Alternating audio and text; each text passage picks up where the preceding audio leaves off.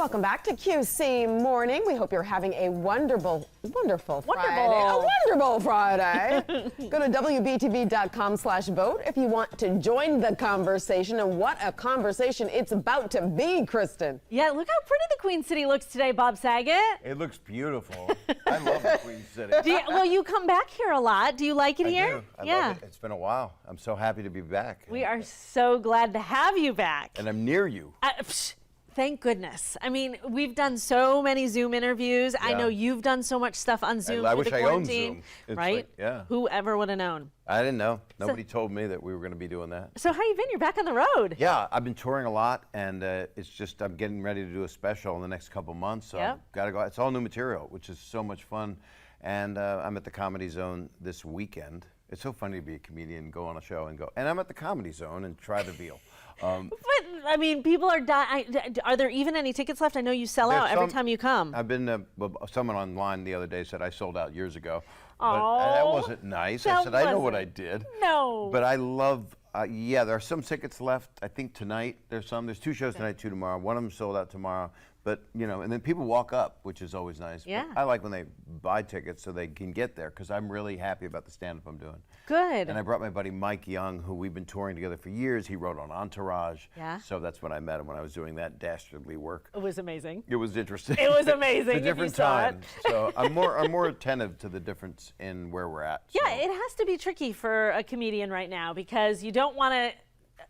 Sort of part of your job sometimes is to get people thinking and offend. Yeah. In order to get people thinking and talking, but then it's so hard anymore. Well, the way I do it is I tee it up for a couple minutes. If it's going to be something that's a little more, I don't know, it's not subversive. I'm just doing what I find funny, which is usually the truth. If you look at the promos for Dave Chappelle, my friend, he might be watching. I think Hi, Dave Chappelle. He's in Charlotte, guys. Donnell Rawlings did his special here last night at the Fillmore and did 2 shows, and I heard it was just amazing. And of course, the Stones were here. Yes. And I just couldn't be there because I was sleeping. But Dave said something very smart in the promos. Is it's our comedian's job. Yeah. Offending is not what you're setting out to do. I don't think he said any of that. That's a total paraphrase. But the idea is you have to make people think, but you have to make them laugh. But I think comedians are fourth responders. I call them. Oh, I like that. Yeah, because we're needed. But we're more important than a lot of groups. Yeah. You know. Well. More than mimes. Yes, things that people need. Rarely do we need mimes. Well, you need them if masks are good for mimes. That's true. You can't talk and someone just does that.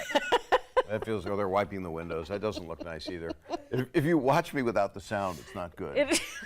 Or maybe it's better. Maybe it is. I don't know. It could be said about a lot of things. How was quarantine for you? You're in a relatively new marriage, 3 years, so your anniversary coming up. Yep, anniversary end of this month, and we've been together 5 years, and I miss her. She's in Chicago with her sister had a baby, so that would be her niece. That's how I figured that out. Yeah, good job. Right, she's really cute, too. She's adorable. I couldn't be there, and it's your dad's birthday, whatever, but I'm here in Charlotte making people laugh. So the marriage is good. She got me hooked on the TikTok. Yes. So I have to do that when she says. And then I was with John Stamos doing an event last Tuesday for a corporate thing that you do. Yes. As a showbiz person. And John said, let's do a TikTok. So after we're done, we go back to my room. It took 4 hours to go like this, like you're bringing in an airplane. For 10 seconds of, TikTok fun. 30 seconds of love. 20, maybe 20. I don't know what it was. But we truly love each other, which is really nice. And my wife and I love each other, too. Well, that's good. Who do you love more, John Stamos or your wife? That's tough. I'm thinking. Well, we're all going to dinner on Tuesday night because we go to dinner. I love that the Full House cast, and even through the Fuller House cast, has really stuck together. You guys seem to truly have a really cool bond, just from what I see on your social media. Yeah, and it's not just everybody gets caught up into the celebrity of it all, but the truth is. We're all proud to say that we're close because a lot of people work with, especially if you worked with kids when they were young, and I love all of them kind of like kids. When my oldest daughter was 1, Ashley, Mary, Kate were 2. Oh my gosh. So they would come over for parties, Yes. and I just texted with Ashley last week. We were trying to see each other, but she's been super busy. But they have a great fashion line. They've done well. I would wear it if I could, but Two tops on me. They don't play right? They don't work. You're podcasting too? Yeah, How's that? everybody Tell me is. about it. I found out that if there's a million people listening to my podcast at a given time, every one of those people has a podcast. So that's what's going on. It's pretty great. Yeah. I love it very much. I started it before the whole quarantine, before COVID was announced. It was just rumored. Right. And I did it because I was doing stand-up, and I felt the tension in the audience, and I felt people not getting along, and it was politically based. Yep. And I just got upset, and so I did a thing. It's called Bob Saget's Here For You. It's weird to say my name in a sentence. I apologize. But it rolls right off the tongue. Bob Maybe Saget's yours. here for It's so narcissistic of me, but it's in the title. And I have wonderful guests. I did an homage actually 2 weeks ago to my friend Norm Macdonald. Yeah. And that was hard to do. I bet it was. And then you go back to life. You try to make. I can hear Norm going, "Yeah, that's right. Just blow me off. Go back to life." But Jason Alexander will be on Monday's podcast, and I've done 115 of them. Wow. So I'm just getting started. I've got a whole new wave of it coming up, which I'm excited about. That's amazing.